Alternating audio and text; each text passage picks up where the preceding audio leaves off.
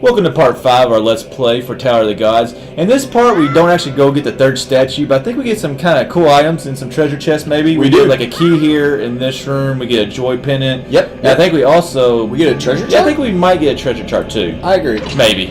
I think so. But I will say, I loved this room. Mm-hmm. I spent a lot of time in it, and I fell to my death. Yeah, many times. and you'll see me, I do too also. But I just thought it was all these moving platforms, you have to shoot these eyes while you're on the moving platforms. I thought it was a fun room. Plus, it looks pretty cool. Like, I know you always kind of say things like this, but like the verticality. Yeah. Like, it's a very high, and you just experienced every bit of it. But I'm right back where I started. I'm good to go. Yep. But it just seemed like a fun room. It's cool. I just liked all the moving platforms. I mean, it reminds you of a Mario game. We're men. We're shooting arrows and moving platforms. Yeah. That's cool. And honestly, you don't see this many platforming stages. No. In Zelda games, and for me, I see something like this. I think Mario.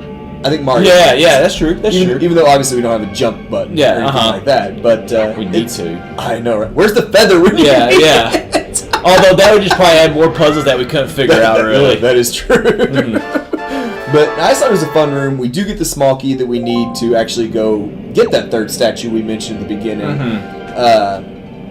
And then we're gonna keep working our way to the top of this room to get another treasure chest. The joy pin. The joy pin. Yeah.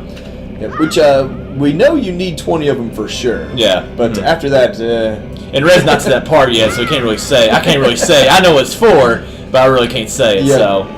So why don't you get going? Actually, no. I cashed in 20. You get the deed to the house. Okay, well then, that's so all. At least that's that far. That's all you need. Yeah, that's all I use it for. So you can beat the game now at least. Yeah. I keep on using that least, so I think you can use that to knock the fire. Well, if you do it right. I thought so too, because I think we used it earlier in this dungeon. But have I actually done it once? I've used it numerous times, but I don't know if I pulled it off yet. Kind of a good question, actually. Yeah, now this is cool right here. Oh, I shoot from that far away. Yeah, and with the moving platforms, I thought it was a fun room. It's probably one of the more favorite rooms in this whole game, really. I agree. I mean, and trust me, I fell and I missed with a lot of arrows. There's a lot of timing you gotta get. This is kind of where patience comes into play. You just gotta be. Which that was exactly the wrong point to bring up patience. Perfect timing. Actually, it wasn't perfect timing, I guess. Yeah, you just gotta be patient and kind of get the timing of things. Just learn the pattern of the platforms. It's glad I said that, and I jumped off the edge. Hey, but that's how you learn. Yes. That's how you learn.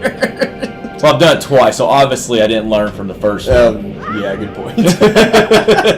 But now we've at least hit all the eyes. We've gotten at least the key. Yeah, we're about to get the joy pin. We're just going good, and then we're done. We just got to kind of make our way back down, which I liked and didn't like about this room. Yeah, the key was obviously the big thing. Definitely. But getting all the way up and getting the joy pin, it can be important. Yeah, but if you see 2 treasure chests in a room, if you're going to get one, you're going to go ahead and get the other one too. Well, especially if you look at your map and your compass and stuff, and you're like, holy crap, there's another treasure chest. Yeah. I'm gonna go get it. It's pretty easy to figure out too. Yeah, not that we really look at our map very often. Well, actually, in this game I did because the map was on the gamepad. Oh, that's right. In other games I don't always look at the map. Yeah. But this one, it was right there. It's right there in front of you the whole time, which I really, really liked. I find myself doing that with the DS or the 3DS with Link Between Worlds. Yep.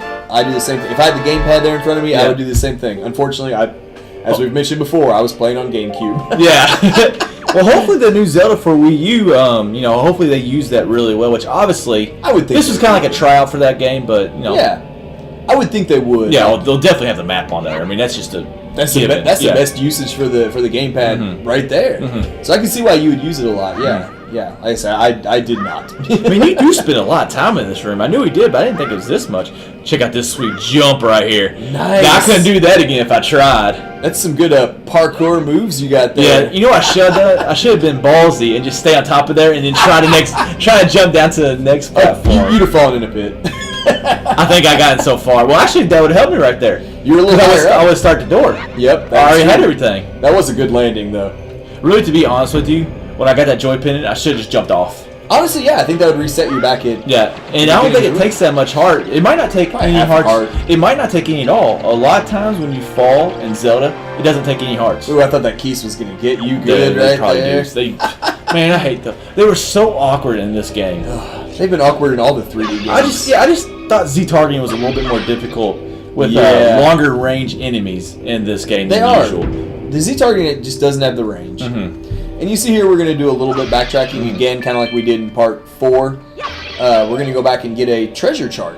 Yeah. I just kind of, we went back to this area earlier after we got the bow. I just totally forgot about that eye. Yeah. Kind of in the middle or whatever. And then saw a treasure chart, or treasure chest, which the treasure chest, like, in a lot of dungeons in prior Zelda games, they just be like something stupid like rupees or whatever. Yeah. This one had a lot of treasure charts, which were huge for the game, really. Yep.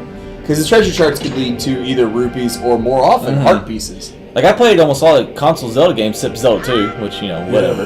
But let's talk about Zelda. By far, I feel like this one was the most important to like try to get all the treasure chests in the game. Agreed. And one thing I liked about this room here that you just saw, when we came back to it, there was a new enemy in here. There was that wizard. Yeah, you shot with your bow, which I thought was Wizrobes. Yeah. Yep. Which wasn't there the first time through. You would never see it if you didn't come back to it. No. I mean, it's just a weird little touch. You're like, why did they even put that in there for? I don't know. Because it wasn't there after we got the bow and went back that first time, was it? No, I don't think so. I don't think so. So my thought, when I first played through it anyway, my thought was, like maybe this is going to be the boss. And he's just making an appearance to hassle you a little bit. And okay, maybe like a bigger Wizrobe. Yeah. Oh God. Or it's like, hey, this is his like his apparition or whatever. And I thought it was really cool that, like I said, there was an enemy that wasn't there. You backtrack, you'd never see that enemy if you didn't backtrack. Yeah, that's true. That is true. And it's like, why did Nintendo even think? But I hate those things. I never had like Wizrobes, so they've been pains since the original Zelda. I'm still waiting for a Zelda game, like a new 3D game, to you get to the boss and it goes in 2D and it's that dungeon room with all the blue dark nuts in it.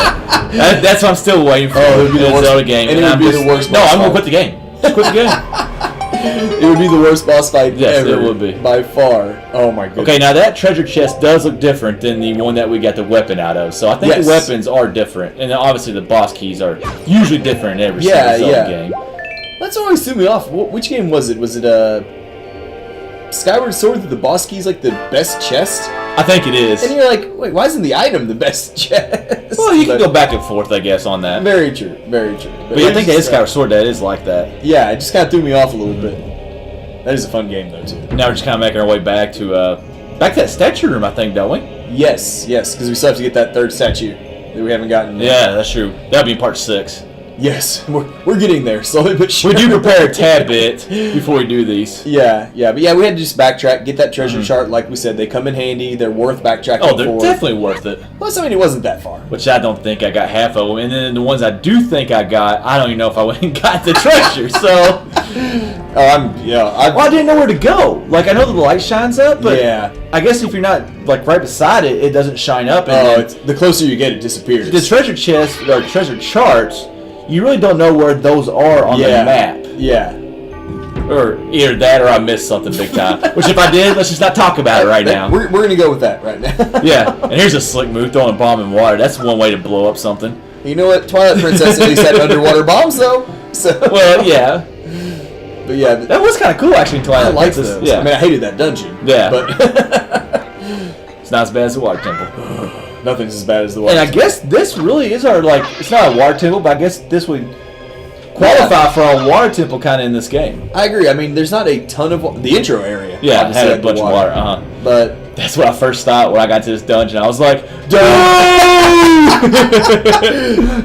I'm just gonna quit here. Yeah. As soon as I entered, I was like, "Not doing this one." This puzzle threw me off a little bit too, and I see you kind of struggle here a little bit too. It's just like. No, I just loosen up my hands and everything. Oh, yeah. For the battle. Getting loose. Doing your stretches. No, just like, I tried bombing these things. I tried bow, sword. And I stood on this thing, on this little platform. I'm like, oh, maybe I throw my boomerang for some reason. I actually didn't do that, but I'm surprised I really didn't think that. Yeah. So I didn't even think to play the Song of Winds. Yeah. Or Gale of Winds. Or no, it's not the Gale Winds. It's the Rekima Wind or something. Whatever isn't it is. Whatever the main song you play about 4 billion times. Well, I tried to play the command song. I did too. Which we're playing it throughout the temple, so it actually does kind of make sense. Yeah, plus you learned it here. Hey, dude, this is not bad at all. Like I said in the last Let's Play, you should see me the first time I try to learn this thing. That's pretty good. Yeah, it only took you 3 tries. Well, it took me. Okay. That we saw. Yeah, well, there's 2 coming up right here that I mess up. I mess up on a 3. You should never mess up on a 3-banger. Oh.